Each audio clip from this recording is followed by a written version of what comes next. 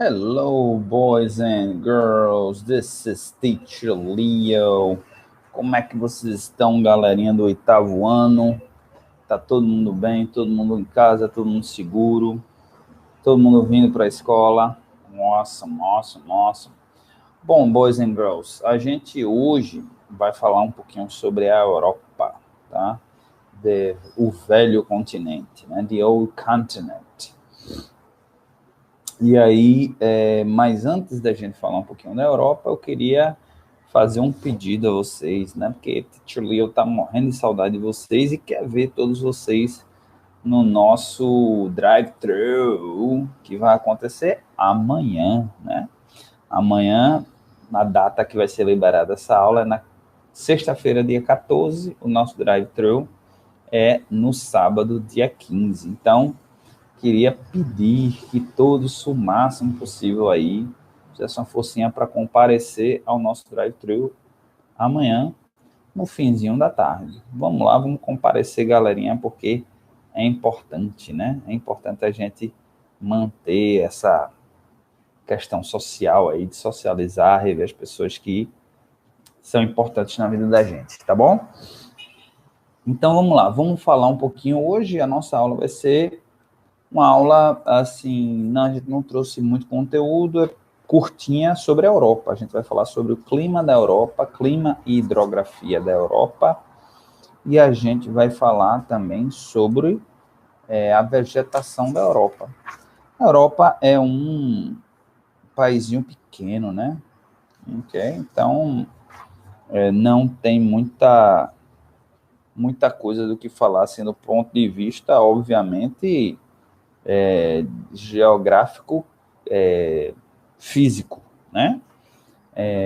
Obviamente tem muita coisa para se falar da Europa quando se fala da questão histórica, de influência no planeta Terra de um modo geral. Afinal de tudo é o velho continente, né? É quem, digamos assim, onde, vamos dizer assim, é o continente que despontou, assim como o mais bem sucedido de todos, né? Não vou usar a palavra mais desenvolvido, porque esse conceito de desenvolvimento ele é muito aí no ar, né? Mas a gente vai dizer que a Europa ele é realmente o que despontou mais dominador, digamos assim, tá certo? E afinal de contas ele invadiu, ocupou, colonizou outros países e ficou por isso mesmo, né? Então vamos lá, vamos falar um pouquinho, não é falar dessa parte não, hoje a gente não vai falar disso daí não, é falar a questão do clima, né, da Europa, vamos começar pelo clima, tá certo? E a questão hidrográfica da Europa, tá? Então vários fatores influenciam o clima europeu, né? Então tem latitude, relevo, maritimidade, correntes marítimas, né? A Europa ela é toda circulada, toda rodeada por água, aliás, os continentes são, né? Todo continente, ele obviamente, ele vai ser arrodeado por água, tá certo? Então, corrente do Golfo, né? Então, ventos da região ártica, do Saara e principalmente do Oceano Atlântico. O clima de maior ocorrência na Europa é o temperado continental, certo? Na porção norte ocorre o clima subpolar. Na porção sul, clima mediterrâneo. No litoral ocidental, clima temperado oceânico. Nas áreas de desdobramento moderno, clima frio de montanha. Então, a gente vai ter realmente essa oscilação. A gente vai ter um clima mais temperado. Aqui, né, no mapa, tem um mapa. Sorry about that. Tem um mapa no livro de vocês aqui na página 153, tá? Que mostra bem desenhado isso daqui, né?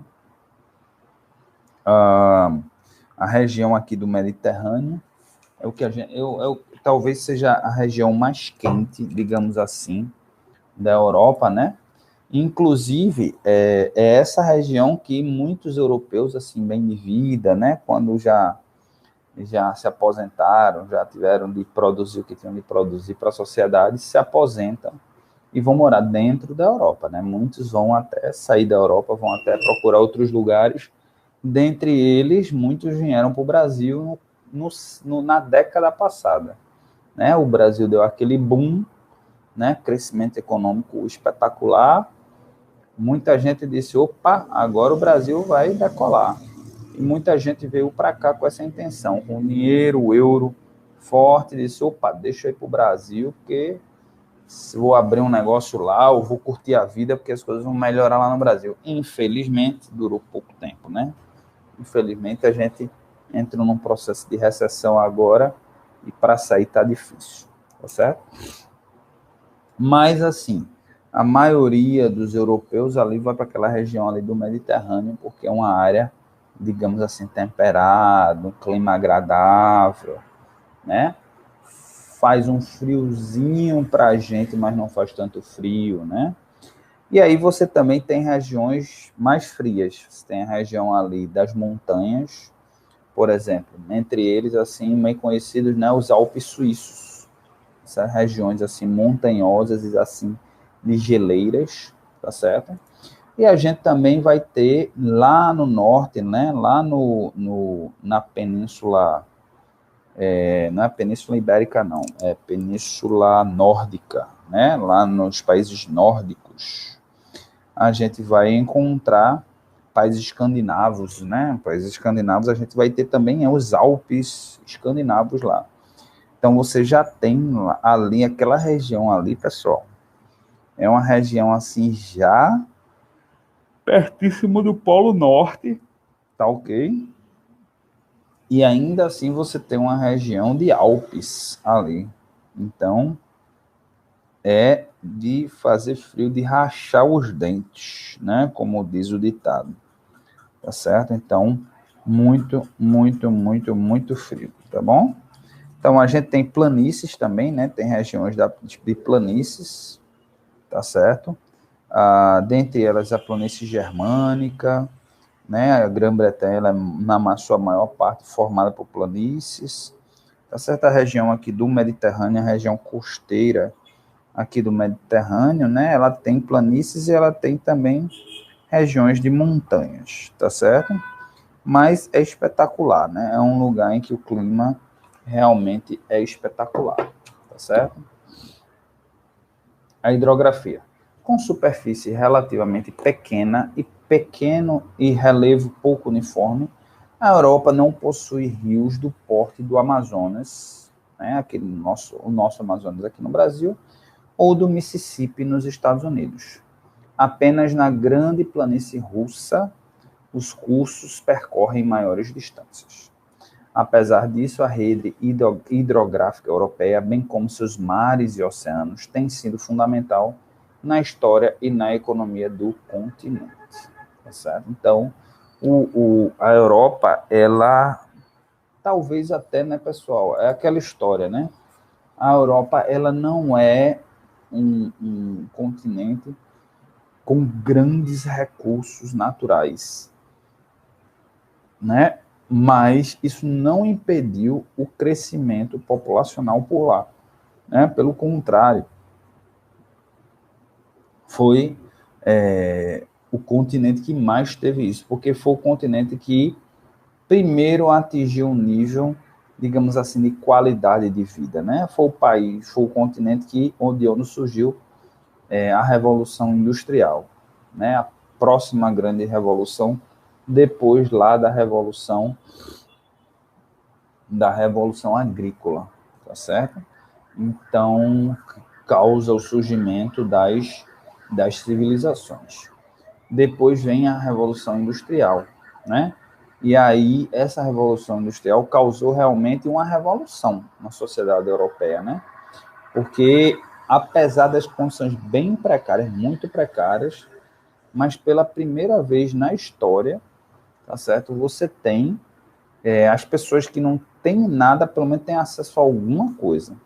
É muito pouca coisa, com muito poucos direitos, com muito pouca qualidade de vida, mas era alguma coisa. Para quem não tinha nada, qualquer coisa é muita coisa, na verdade.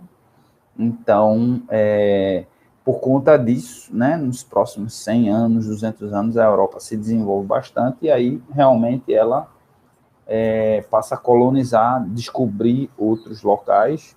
Ela é esperta, diz assim, opa, a gente não tem riqueza, mas vamos procurar outro lugar, vão lá e trazem.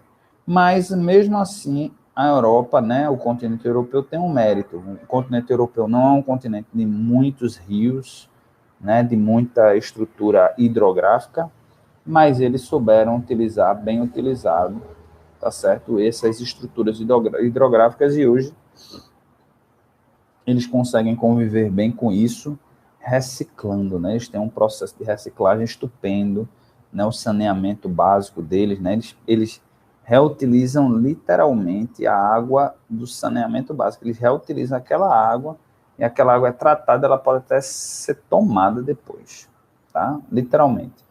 Então, assim, eles têm um sistema, por exemplo, Roma mesmo, tem um sistema de saneamento básico que é milenar, né, gente? Que é milenar. Então, e que até hoje funciona. Né? As pessoas até se perguntam como é naquela época, eles tinham tecnologia, alguns até dizem, né, que deve ter sido a ajuda de outros seres, coisa desse tipo, né? Aqueles que gostam de uma teoria da conspiração. Bom, não vou entrar nesse mérito, cada um acha o que quer.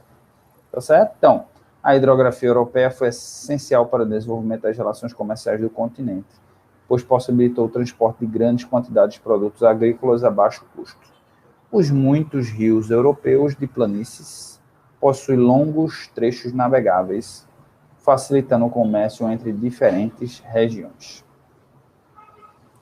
Enquadram-se nesse caso os rios Volga, Danúbio e Reno, além do rio Tamisa na Inglaterra e do rio Sena na França. Esses dois aqui, o Tamisa na Inglaterra, né, ele, aquela história, quando a gente não cuida, a tendência é de destruir o rio Tamisa poluído. O rio Tamisa, infelizmente, não é usado pelos ingleses para como recurso hídrico, porque realmente poluíram há 100 anos atrás, né? Há 100 anos atrás, o rio Tamisa chegou a um processo tal que ele fedia tanto que os ingleses não aguentavam o fedor. O fedor era horrível, era insuportável, e foi quando, há 100 anos atrás, começou a se fazer um trabalho de limpeza do rio, e até hoje o rio Tamisa, ele ainda é poluído.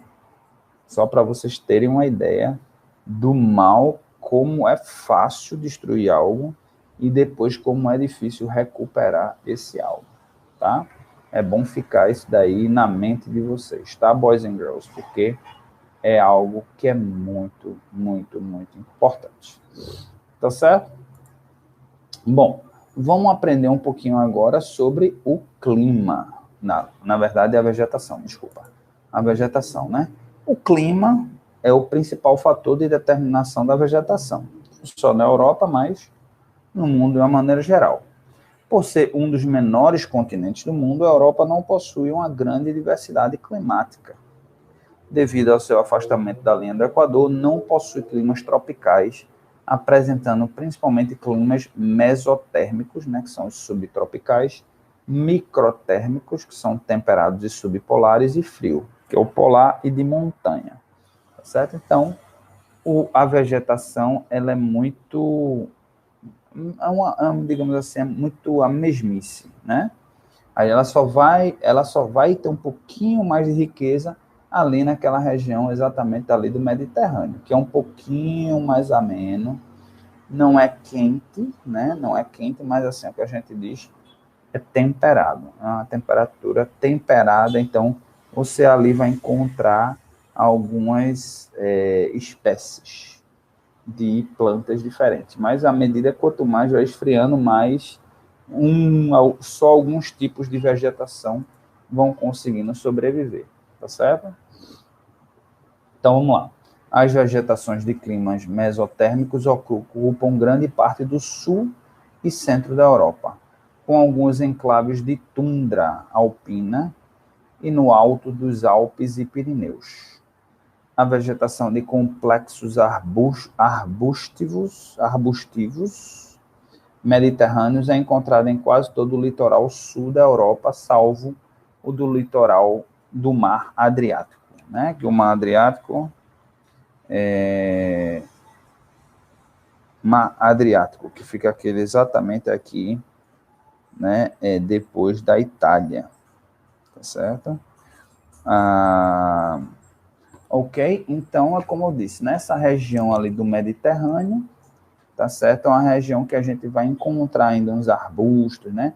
E ali as pessoas têm uma qualidade de vida excepcional exatamente por conta disso, né? Por conta exatamente de ter capacidade de plantar um tomate, de plantar olivas, né? Oliveiras, então daí que vem o azeite de oliva, essa coisa do azeite de oliva ser saudável, tomate, né? E essas algumas frutas e alguns vegetais que são tidos como muito saudáveis. E também essa culinária, oriunda ali do mar Mediterrâneo, né? Do peixe, né? O consumo de peixe, coisa desse tipo, tá certo? Os arbustos baixos de folhas duras, ramos irregulares e raízes profundas, adaptados à seca do verão e aos incêndios naturais, dominam essa vegetação. Sobreiros, pinheiros e oliveiras são observados e, em conjunto com gramíneas, formam pequenos bosques, né? Então, nessa região a gente vai ver os famosos bosques, né? Regiões assim que a gente vê uma vegetação rasteira, uma vegetação arbustiva, tá certo? E aqui e ali a gente vê algumas árvores maiores, mas as árvores geralmente elas são pequenas, tá certo? Exatamente porque elas não têm o poder, né, de absorver tanta água, mas elas têm raízes profundas para ir buscar lá embaixo essa água, tá certo? A vegetação que domina o centro da Europa, exceto a faixa que vai do norte da Itália até os países bálticos e o norte da Europa Ocidental, é a floresta de latitude média ombrófila e mista. Caracteriza-se aos supuráveis latifoliadas com folhas largas e cadufolícolas que perdem suas folhas no inverno. Então, aqui a gente vai ter aquela vegetação característica que a gente vê também em filme nos Estados Unidos, né? Que no outono, vem chegando o outono, a coloração vai mudando, as árvores vão perdendo as suas folhas, né? E chega ao ponto, inclusive no inverno, ficarem totalmente secas. A gente acha que estão tudo mortas, né? E não estão. Quando chega a primavera, acaba o inverno, chega a primavera, elas brotam novamente, né? E até por essa razão que essa vegetação, essas árvores, elas não são grandes consumidores de dióxido de carbono, porque boa parte do ano, na verdade, elas passam sem folhas. Então, é mais ou menos como se elas hibernassem assim. Elas não são tão consumidoras de gás carbônico, tá certo? Ok? As vegetações de clima microtérmicos aparecem em uma faixa que vai do norte da Itália até os países bálticos e centro da Rússia, além da Escandinávia, parte norte da Escócia, um enclave no litoral oeste e centro dos Balcãs, além de áreas mais altas, tá certo? A vegetação de floresta de coníferas e de montanha ocupa grande parte desses lugares, salvo o centro da Escandinávia, extremo norte da Rússia e Islândia, que aí são regiões, né, polares, digamos assim, praticamente polares, porque é frio polar mesmo, eles já entram ali naquela faixa polar, tá certo?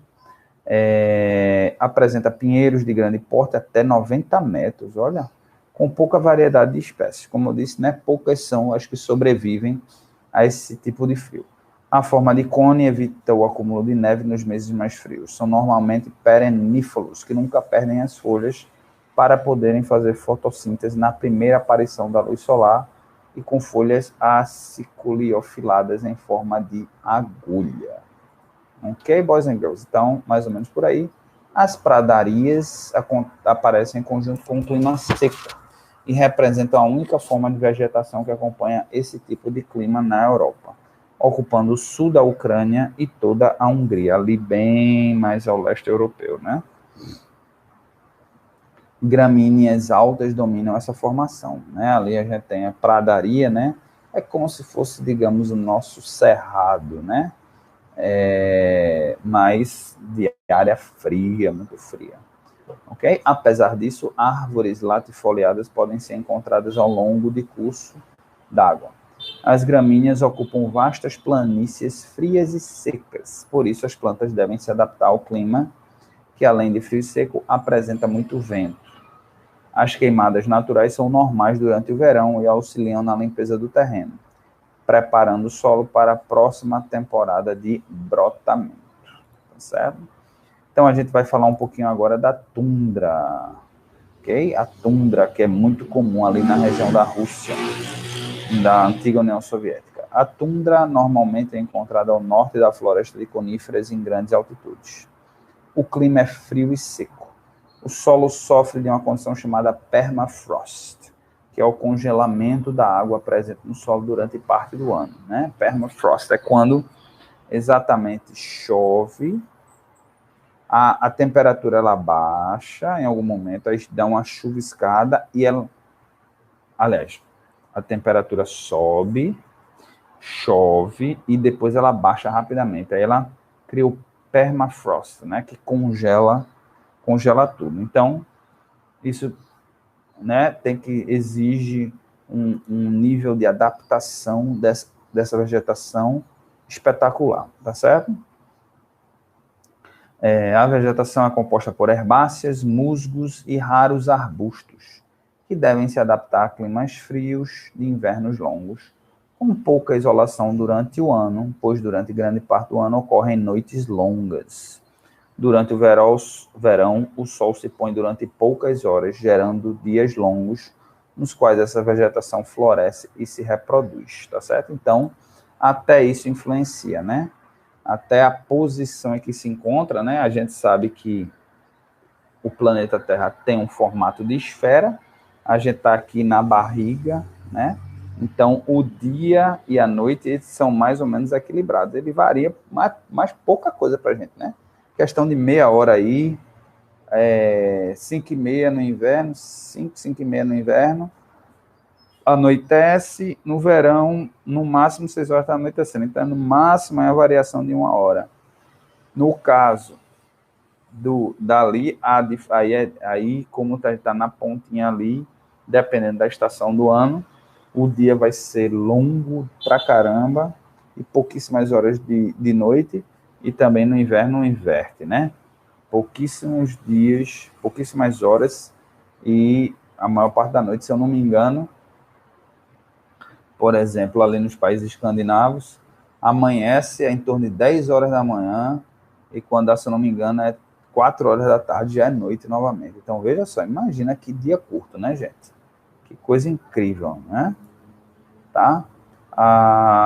Então, essa variação é encontrada nos centros da Escandinávia, como eu falei, extremo norte da Rússia, mas não ocorre no alto das cordilheiras dos Alpes e Pirineus, exatamente porque não estão naquela parte ali, apesar de ser frio, não estão ali naquela parte do Polo Ártico, tá? Então, bom, como aqui o assunto é curtinho, eu resolvi trazer também o seguinte para vocês, algumas curiosidades, né? Só para vocês se situarem, a gente viu aqui da página 150 da Europa, né? Hidrografia, não, desculpa, 151 até a página 157.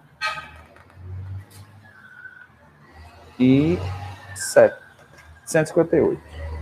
151 até a página 158, tá? Rapidinho.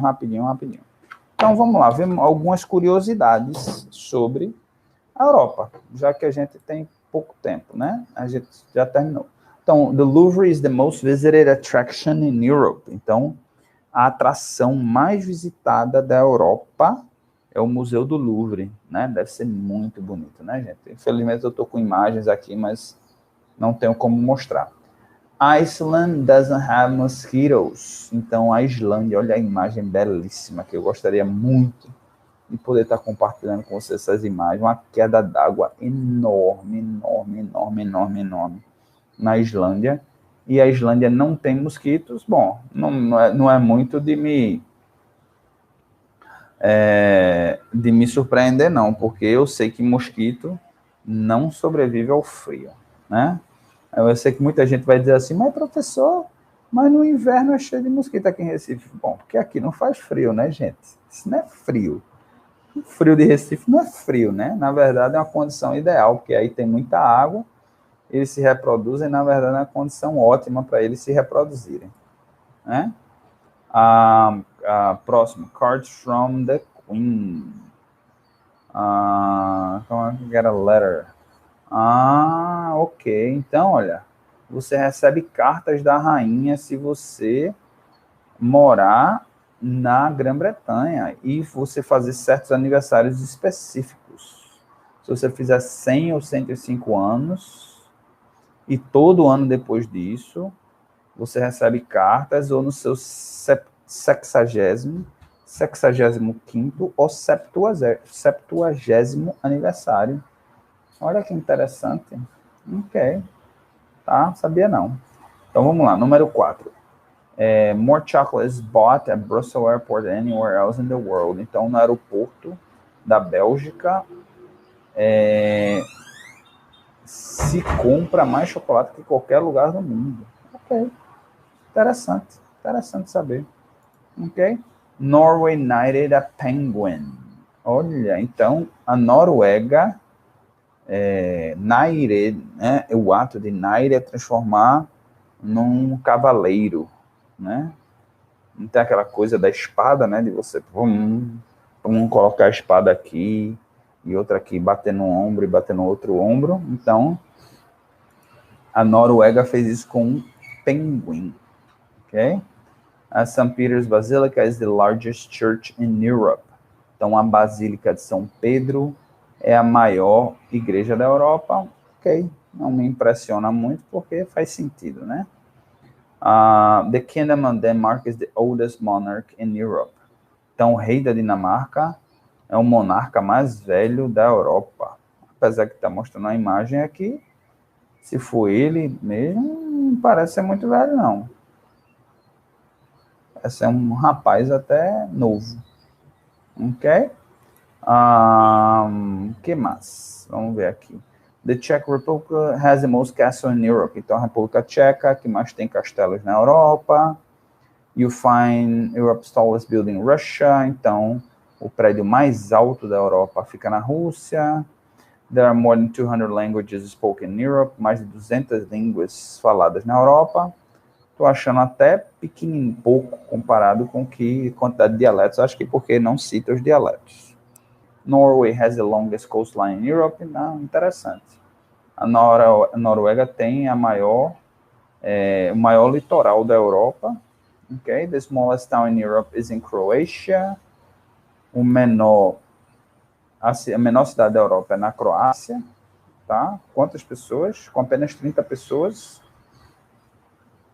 La Sagrada Família is taking longer to build than the pyramids. Então, a Sagrada Família, aquela igreja que está lá em Barcelona, né, sendo construída, está levando mais tempo do que as pirâmides do Egito.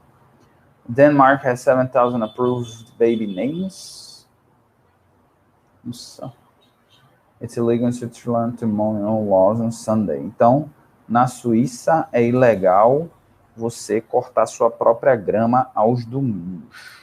Ok? Então, ok, boys and girls. Então, that's it. A nossa aula sobre a Europa se encerra por aqui. E como homework, eu gostaria de passar o seguinte, que vocês procurem alguma informação, pesquisem alguma informação interessante sobre a Europa. Obviamente, é algo que eu não mencionei agora. Procure, faça uma pesquisa e bote informações do porquê daquilo, né? Só não coloque, tal informação e pronto. Coloque essa informação e mais informação a respeito daquela informação, porquê, ou de onde surgiu, ou o que quer que seja. Tá certo, boys and girls? Então, a gente vai ficando por aqui hoje. Novamente, estou assim na expectativa de ver todos vocês aí amanhã, tá certo? No nosso drive-thru. Espero contar com a presença de todos aí, realmente, na nossa... estaremos todos lá esperando vocês de braços e de coração abertos, tá bom? Ok, boys and girls, so see you later, alligators.